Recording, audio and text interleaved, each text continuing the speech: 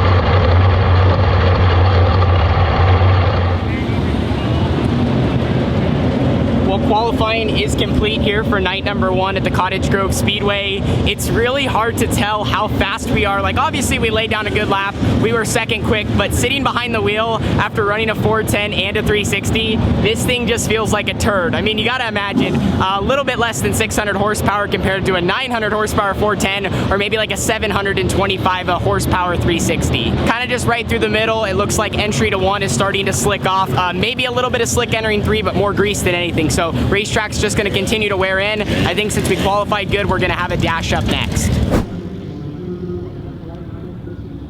Well, trophy dashes are complete. I started 5th in the limited dash and ended up running 3rd. Just wanted to try some different lines. It was only for a trophy. Obviously, if I could win and I got to the lead, I wanted to do that. But just wanted to test the top, test the bottom, and continue to try to perfect our setup. We did end up making a gear change, though, after the trophy dash. We were kind of just screaming the engine a little bit. We do roll off 4th now, though, for our heat race. We need to try to run anywhere in the top 4. Then they're going to do a dice roll for the quick time qualifier, and we're going to start anywhere in the top 12. So heat race is up next. Carly starts 5th in my heat. I start 4th. Let's try to head to the front.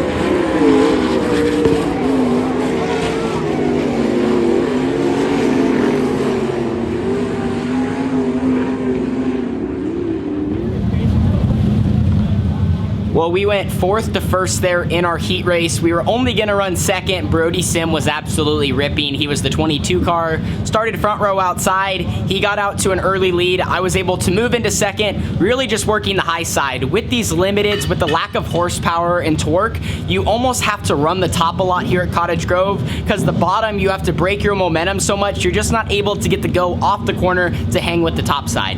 So I was working the top early. We had a yellow, I think, on like lap 4. I followed the 22 on the top, and then I actually dove it down low in 3 and 4, but just wasn't able to get enough of a run. It just wasn't quite there. Maybe as the top burns off a little bit, the bottom will come in.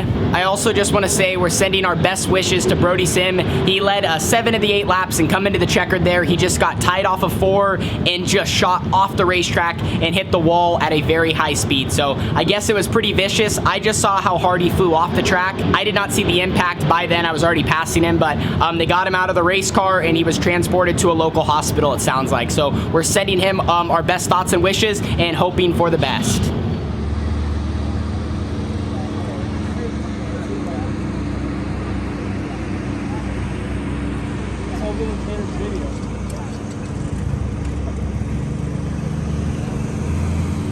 So at Cottage Grove, they determine the starting order by a dice roll after your heat race finishing position. So since we won the heat race, they rolled a 0. We start front row outside. So 2nd, they reworked the racetrack a little bit. Looks like 2 definitive lanes. I think the top's going to be a little bit better, but ultimately this race is going to be won in lap traffic. So if we get out to the lead, we got to get through traffic. If we run 2nd, we just got to try to pick the better line through traffic. But that's where this race is going to be won or lost. I think we got a great car. We've dialed it in all night. I think we got some good speed. So let's head on out.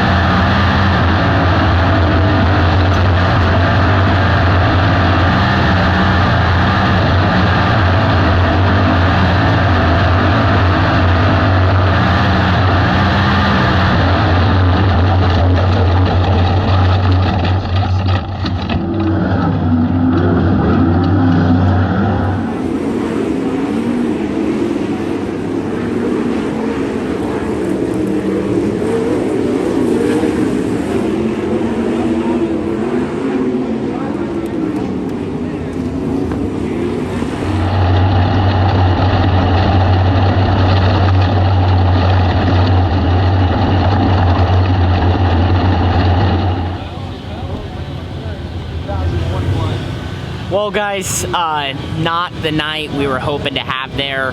I ran second most of the race. I started front row outside, and the limited A, we just couldn't get any laps in. I think we had 16 or 17 guys out there, and we had so many yellows early, and we just kept having yellow after yellow and restart after restart. And on the first couple of initial starts, they weren't bad. I was right there with the 7 of Thompson, but the bottom was definitely better because there was more grip. And I just kept trying stuff, like literally bottom 1 and 2, top 3 and 4, top all the way around, top 1 and 2, try the bottom 3 and 4. And the bottom didn't feel bad, but it was just such a freight train around the top side. So I don't know, got rolling good, hit traffic eventually, probably 10 or 12 laps in after 20 or 30 minutes of being out there, and then I spun out. So just missed the bottom. I thought the bottom would have a little bit more grip, and it had a lot of grip at the start. I was almost wide open down there, but 10 laps in, you know, all the cars behind me are running the bottom, and I think the top 2, me and Thompson, were the only guys up top. So the top didn't fade, the bottom did, and I just I made a mistake. I stepped on it, so is what it is. I think we rebounded to like 9th, but overall we just didn't get any laps tonight. We never got to traffic, and I didn't do my job. So it happens to everyone. I spun out. Carly beat me. We're gonna load up, regroup, and head to night number 2. Well, the crew here at Cottage Grove is now getting to work to try to give us another great surface for night number 2 of their Memorial Day weekend show.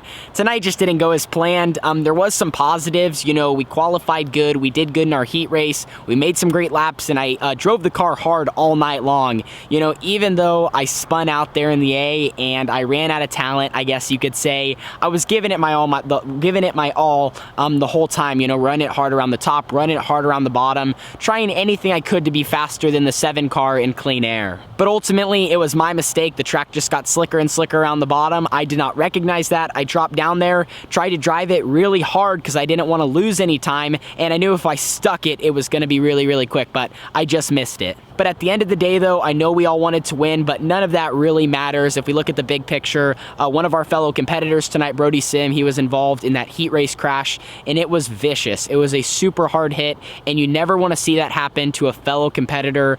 Brody is someone I've grown up racing with. He's just a little bit younger than me, through outlaw karts and into sprint cars. And after that hit, he was transported to a local hospital and then eventually taken up to Portland to one of the best hospitals to see treatment. So like I said, we're just wishing him the best, and we're hoping to hear good news. Like I said, you never want to see that happen to a fellow competitor, and it made it tough to race the rest of the night because you're thinking of Brody. So anyway, with everything that happened here on night number 1, we're gonna move past it. We got the cars all loaded up. We're gonna wake up early, clean up, do maintenance, and I gotta try to do my job so I can beat Carly, because she ran 4th tonight and I ran 9th. So I'm pretty sure all the fans will be pretty pumped up that Carly got one up on me. So anyway, thank you guys so much for watching. Just want to take a second to thank On-Site Screeners, Fast 4 Media, Pit Stop USA, OMA KTM, QRC, Next Gen Def, Carson, Lafarge, Earth Environmental, Durango, Swindell Speed Lab, my family, crew, and everyone that makes it possible. Like I said, we are going to move forward to night number 2 and try to pick up a victory and correct all of our mistakes from night number 1. We're going to keep digging though. Racing's tough. I always say sprint car racing is really, really hard, but I have the drive in me. My team doesn't give up, and we're going to get after it. See you guys all in the next one. Deuces.